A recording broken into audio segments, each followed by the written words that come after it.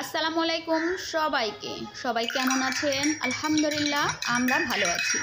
জীবনে তো কষ্ট থাকবেই। কষ্ট থাকবে বলেই কি আনন্দকে ভুলে যাব? একদম নয়। কষ্ট কষ্টের জায়গায়, আনন্দ আনন্দের জায়গায়, দুটোকেই মানিয়ে নিয়ে সমানভাবে চলতে হবে।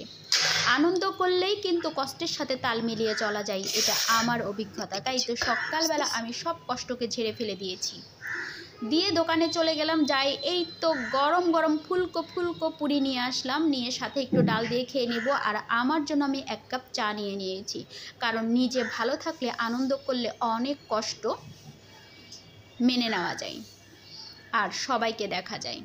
তো বন্ধুরা, আপনারাও সবাই ভালো থাকবেন। আপনাদের জন্য আমার সব সময় মন থেকে, অন্তর থেকে অনেক দোয়া, অনেক ভালোবাসা। আর সবাই ভালোবেসে আমার পাশে থাকবেন। তো আমি এখানেই বিদায় নিয়ে নিচ্ছি। আল্লাহ হাফেজ সবাইকে।